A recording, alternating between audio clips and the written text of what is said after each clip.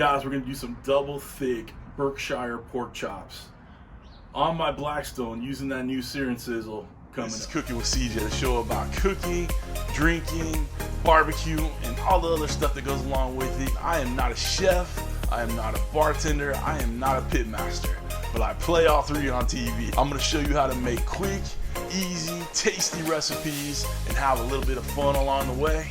So let's get this party started.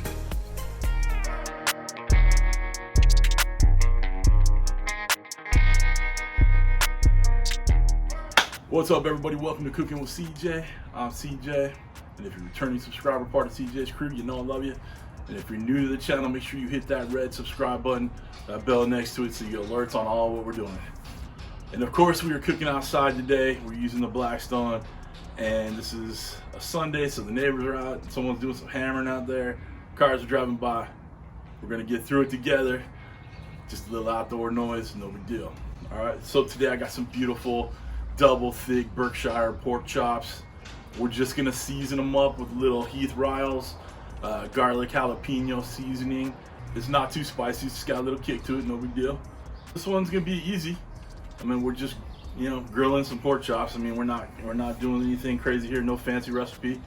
All right, so we're gonna get you over onto the Blackstone station, my outdoor workbench here. Let's see. First video I did using the Sear N Sizzle. I'll put the link up here. A couple rib eyes. The thing I want you to remember, if you decide to get this, listen, I've had a lot of comments on it saying, the whole reason you get a Blackstone is so you get that nice crust, that cast iron crust, all that good stuff. And I get it. I love my Blackstone for that. But some people may want those good grill marks, that nice sear marks. You eat with your eyes, you see those, you know it's going to be a good steak, a good pork chop, whatever. So this is just like anything else. Do you need it? No, but you're going to want it, right? Just like that guy needs a new muffler. Sounds like crap. Anyway, all right, so again, you don't need it, but it's an extra. Boys and their toys, you're going to want it, all right? So links down below, make sure you cop yourself one. It's going to be good stuff, all right? Let's get over there. Let's try this. All right, come on back. All right, while we're waiting for our Blackstone to heat up, now remember, when we're using the GrillGrates, we're gonna let the Blackstone completely heat up, 10 minutes at least on high, and then we're gonna put our GrillGrate on there and let it heat up just about another 10 minutes. These are some fabulous Berkshire pork, double thick boned chops. So here's what we're gonna do. We're gonna get the GrillGrate sear on them, of course, but we're also gonna use our dome to cover it while it's on there cooking. These are thick. We wanna get them nice and cooked all the way through. We're gonna use our Heath Riles garlic jalapeno rub. Just turn it around. Get the edges, the ends. Just use your board. All right, we're gonna let these sit with this rub on. Let it absorb a little bit, sweat it out a little bit. Double thick Berkshire pork chops. These are gonna be insane. The flavors on these, look at this fat in here. You know fat equals flavor. These rib bones right here. Oh, netty. It's gonna be good. Well, as my friend Matt Hussey says when he's on the Blackstone, it's gonna be good groceries. All right, we're gonna get our GrillGrate on there. You're looking for your hottest spot on your griddle, being that this is the 17-inch. For me, it's right in the middle because this is where the flame goes. It's H right in the middle, okay? So we're gonna let this come up to temperature. I'm gonna spray a little Pam grill on there, grill spray, okay?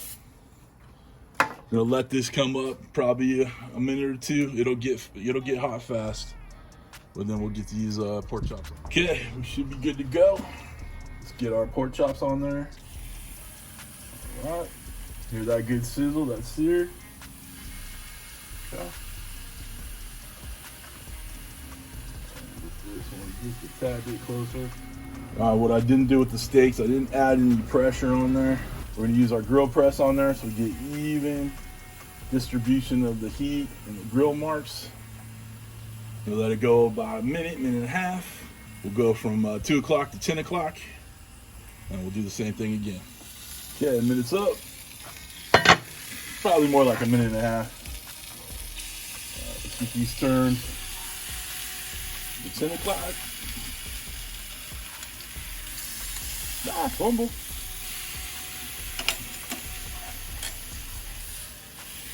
That's some good grill marks right there. Press on there again. Okay, minute and a half's up on this side. I'm gonna flip these bad boys over. Look at that. That's what I'm talking about right there. I'm keeping them at the 10 o'clock right now. So we got 10 o'clock, 11 o'clock, 12 o'clock, so on. You get it, right? Put this press back on. All right. Another minute and a half or so. I'm gonna turn them. All right, so we turned them. I'm gonna let this press sit on it for about half a minute just to make sure it's pushed down right. But then I'm gonna put the dome on and get a little bit more heat rounded around it. Like I said, it's a double thick pork chop. We're cooking it to about 145, 150. Carryover will take it to 155 probably. So, but like I said, it's pretty thick. We need to get some heat running around it, okay?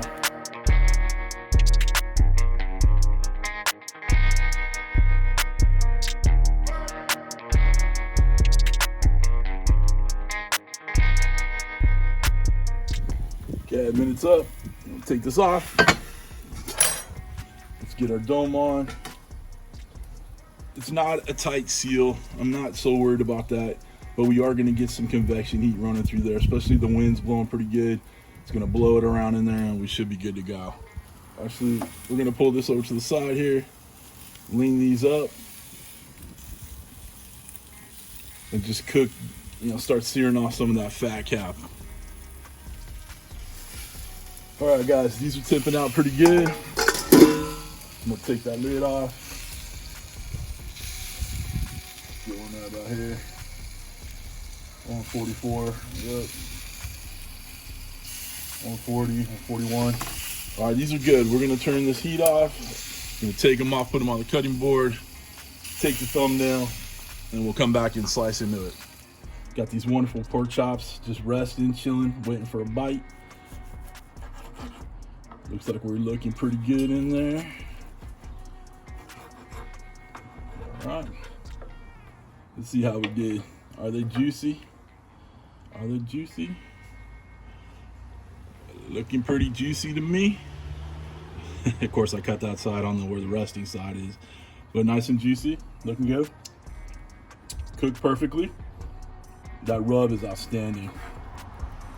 Let's cut a couple little bites off of this thing. I'm gonna dip it in that little resting jus. Resting jus.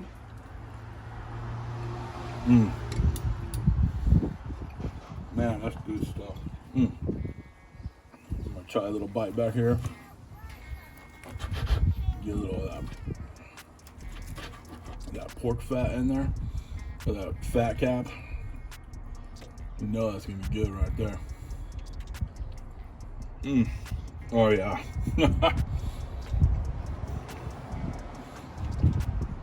That is where it's at. That fat cap is outstanding. Oh, fat is flavor. Good stuff. Oh man, guys, did I tell you or did I tell you? That was outstanding. Their neighbors are still hammering freaking 20 minutes later. That must be.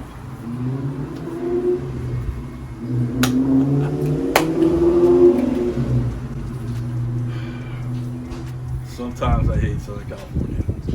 Anyway, but I mean, this makes it all worth it. Look at it, it's beautiful outside. Nice breeze, feels good. All right, guys. If you guys want to get yourself a Sear N Sizzle for your Blackstone, the link's down below. I'll put the link down below for the tabletop Blackstone if you want it. I actually had a question the other day on one of my shows. Why do I not have a bigger Blackstone? And truthfully, I don't have much room for it. As you guys can see, my backyard's to the pool and a little bit of sidewalk. All my grills are set up alongside the house and don't have a lot of room for it. But any recipe I do on my 17-inch Blackstone, you can do on all your guys' Blackstones. All right, the Sear N Sizzle grates come for all sizes of your Blackstone. Like I said, click the affiliate link down below and then search Blackstone. You'll be able to find everything you're looking for. I think it's a handy dandy item. And again, do you need it? Probably not. Are you gonna want it? Yes. I mean, it's just like anything else. All right, guys, that's it. I know I've been using that Blackstone a little bit more lately, but it's so beautiful out here. I promise I'll get back into those Ninja Foodie Grill cooks pretty soon. So don't stress about that. That's it for this week. Listen, if you guys want to become a Patreon, click this link right here, show producer. Every little bit helps the channel. Get your name on the end credits. Just let you know that I appreciate y'all being here. I hope you have a wonderful week. Thanks for stopping by. Thanks for cooking with CJ. Take care.